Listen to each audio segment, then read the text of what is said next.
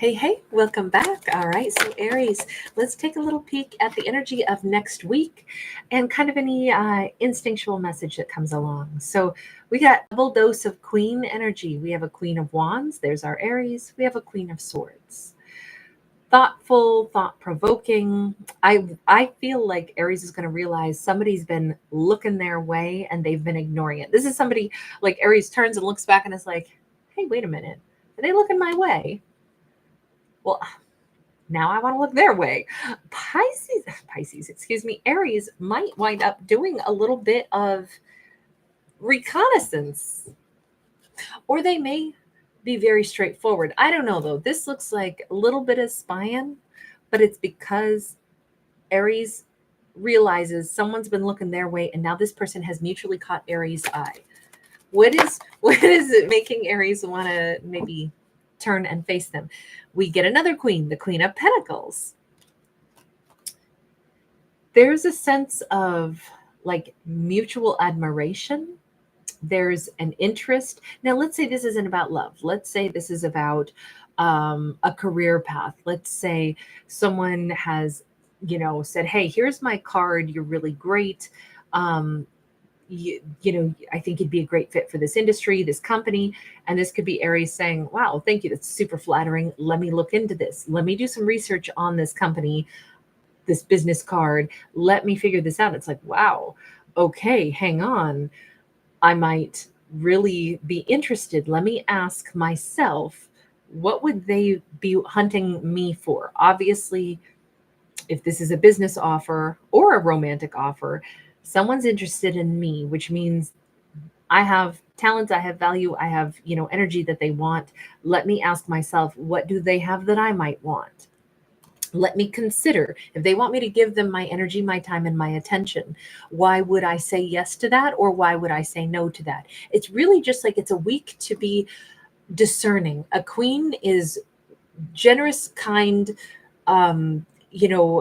approachable, but she's nobody's fool. She's nobody's doormat. She's nobody's pushover. And she's definitely not going to have somebody who comes in and says like, hey, I want to date you. I would like you to be one of my many, many people that I keep breadcrumbing. She's not going to put up with that. Queen is not going to say yes to somebody who gives her business card and says, hey, you'd be great. We would really like you at our company. We'd love to pay you minimum wage or less. She's probably not going to be interested in not a very good, deal, right? If you're hunting me, obviously there's a reason that you're interested. Now, let me ask myself, why would I want to give to you? Now, I know I sound very rude in the way I'm saying this. I'm saying it in a blunt way because queens don't mess around. Queens don't like their time wasted and they don't want to waste anybody else's time.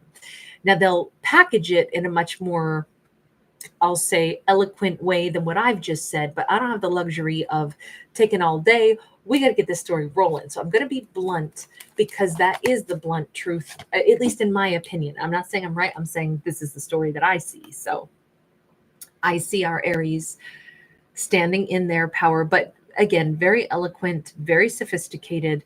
But if I boil it down, I think the blunt reality of it is I think our Aries is investigating, why should I give my time and energy to someone that I might admittedly start to be interested in also, but I need to be sure about where I put my energy. Now we see why. This Aries has had plenty of things that have cut them, hurt them throughout their lifespan. They have had plenty of times when they got a raw deal, when they weren't treated well, when they maybe overgave, when they maybe stayed too long or gave too much to someone who didn't deserve their time and energy.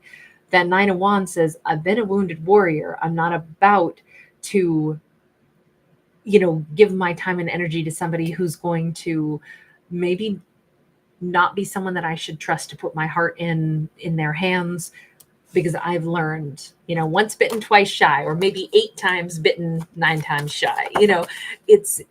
Look, a queen has to emerge as a queen over time in their life. And they do that through gathering life experience. And some of our most valuable experiences are the most painful. So we have the Justice card. She is very much aware, and I'm going to keep saying she for Aries, but she's very much aware that she neither wants to taint her ability to make a decision and give someone else a real chance with her simply because she's been wounded in the past. But she also doesn't want to ignore the lessons of her past, especially when she's still just a little tiny bit tarnished or a little tiny bit fragile. Not much. She's a warrior, not a wounded, right? We call this a wounded warrior card, but on the other hand, she's more warrior than she is wounded, but she's battle savvy now. She knows how to weigh things out, but also how not to let, past experiences color her vision to where she can't give somebody a new opportunity. Okay, so this is about love. Basically, we have a new potential romantic interest coming in. Aries might be interested in them. They're interested in Aries, and Aries is trying to decide, do I want to say yes? Do I want to give to someone? Am I ready to start flirting with someone? Am I ready to go out with someone? Am I ready to start loving somebody? Let me think about this. We have that our Aries has reservations with the Knight of Cups sideways. On one hand, Aries has wanted to test the waters with this. On the other hand, they want to be able to open up equally. They want to do right by a new person. And they're really thinking this through. This is a very mindful Aries from what I can tell. They don't want to hurt anybody or feel like they have too many reservations, but there is something about this that makes Aries keep pulling back instead of leaning forward. Either they're saying, look, deep down, is it that I'm not ready? Or deep down, do I not trust this person who's obviously interested in me? I think what's fascinating about this is we see the story, but we don't see them at all. I'm wondering if that's because they're so new. There's somebody that Aries does not know enough about them. And that could be why in their instinct, they're like, I keep wanting to protect myself still. Why am I feeling that way? Maybe it's because Aries has so little information. Maybe this is like a random stranger who walked up to Aries and said, hey, I'm so-and-so. Would you like to go out for a cup of coffee? And Aries is like, I literally cannot vet this person in any way, shape, or form because I don't know them, never seen them before, don't know anybody in the grocery store to ask, hey, do they shop here a lot? Do you know their cousins? Do you, who can vouch for this person? It could be that it's somebody that new in Aries world, or it could be that Aries is simmering things down and saying, the reason I'm really unsure about, whether or not I'm interested in this person, whether or not I want to even start getting to know them, is because they're hard to read. They're too mysterious. It could be that also. So, you know what? Let's change decks and let's ask character who seems to be interested in Aries. Who are you? Can we see anything about you? Nine of Cups says they could be somebody who tends to always choose to be really happy, choose to go after what fills their cup. Now, that could be somebody selfish. That could be somebody childish. They could be someone who's always out for a good time, not a long time. We go have the devil sideways. They may have a little bit, look, nobody's perfect, right? But they may come across as someone who is just a smidge too indulgent. It could be that they have recently come out of a difficult situation and they're just trying to get their own life back on track and say, I've been kept in something toxic for far too long.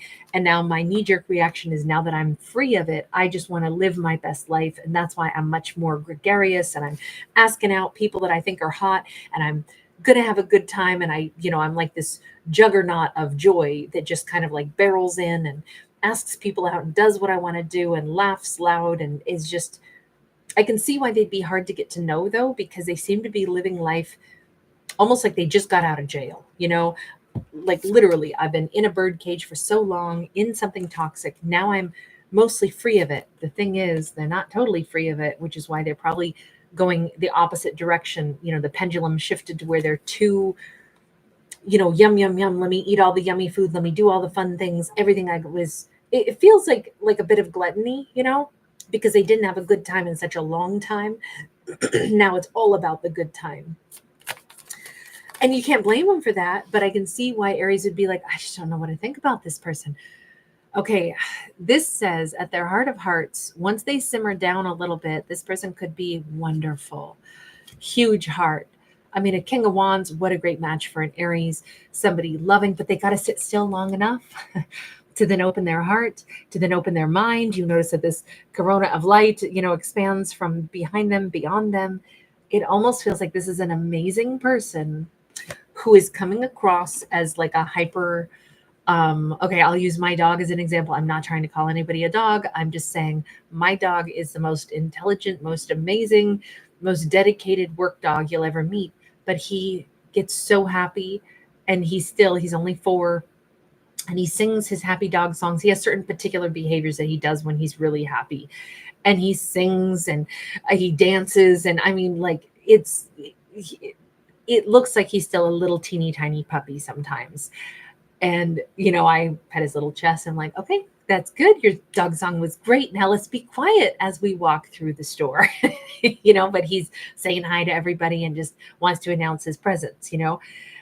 It's a happy woof, but he just has to celebrate those kinds of things, exuberance. On one hand, I love, it's just like channeling it in the right ways. But we can see that this character maybe has some exuberance to them because they're celebrating the changes occurring in their own life. And they really are outgoing, and they really could be all about the good life right now. But that doesn't also mean that they're a very dedicated, very mature, very good person, very well trained, in the art of like making life functional and successful. They could be someone who is exceptionally like dedicated, but they may come across as super exuberant and a little bit like, I don't know if I trust this person. Are they just a player? This is not a player. This is a full-blown king, but they may not be coming across as one, or they could be hard to read. That's, at least those are the cards that we've got. Let me just ask this. What is the best message for Aries this week in context of this situation? 4 of Cups. Okay, so I kind of like this because it boils it down, and at least it says to Aries, which would Aries regret more? Ignoring this person and being like, you know what? I don't know much about them. And I admittedly have my own fears. So let myself just say, since I don't know enough about them, or I can't vet them, or I couldn't vet them unless I started to spend time with them, but I'm just too nervous about this. Let me just go ahead and say, yeah, I'd rather not even find out who they are, because what if it's a disappointment? I can live with that. So I won't regret the fact that I don't get to know anything about them. I'm not going to go out with them or have a cup of coffee with them or whatever, because I would rather than potentially end up disappointed, I can live with that. But that's I don't care to know anymore. Okay, totally fine. On the other hand, if Aries would regret, like, what if I just ignored somebody who could be awesome, but because I didn't have enough background on them yet, I didn't even want to talk to them. They were a stranger to me, and I decided to leave them be a stranger to me, when maybe they would have been the greatest person I'd ever met, but I decided, nah, I don't care to get to know them. Damn, I would regret that. It just says do the thing that isn't going to yield regrets, because this is about looking at a regret. And we can avoid regrets sometimes in life by, considering which, and this whole storyline has been about Aries considering, is this person someone I'm interested in? Is it someone I would want to give my energy to? God, I don't want to waste my energy. I've done that before. I don't know. And the universe says, well, just consider, what regret can you bear to deal with? What if you did meet them and they turned out to be like, oh, I did not have a good time with them. They were just someone who was super selfish, self-indulgent. Would I regret finding that out? It might be a bummer, but on the other hand, never finding out what if they were the greatest thing ever, would that be a bigger bummer? Which regret could Aries handle? Finding out that they're awful because Aries invests some time, or never finding out that they're awful or wonderful because he didn't invest any time? It doesn't tell Aries what to do. It just says evaluate it from the place of, what can I stand to lose? And then make a decision maybe off of that. Now, obviously, I would say this. is a fictional story about a fictional character, but I would still say when someone has so little information about another person and seems to be pretty still on the fence, if Aries chooses to get to know this person a little bit, it's like do so in a safe and comfortable environment, someplace where it's like a public setting, not, letting them know where Aries lives, not putting themselves into any situation where they can't easily leave, or where there's not, a public environment where Aries feels safe, comfortable, secure, maybe even setting it up beforehand where, Aries has a friend 2 tables over having their own lunch. And Aries agrees to meet with them and have a cup of coffee, knowing that they're in a safe environment, a public environment with a friend 2 tables away. Whatever it is, Aries probably needs to handle it so they're comfortable. And I just wanted to put that out into that mixture, because when this card concerns me, because Aries is like, God, I just don't know. And I still feel like I want to protect myself. Is it my instinct saying I think they're a player, I don't want to be around them? Or is it my own worries and fears that I don't, man, what if they're a player, but what if I'm falsely accusing them of that without even knowing them? How do you get to know somebody? Well, I think safely and in your own comfortable environment, and without ignoring one's own intuition. Maybe this person has the potential to be great, but they really aren't. Maybe they could be a King of Wands, but they're going to choose to still be self-indulgent, and they're going to go back to being somewhat toxic.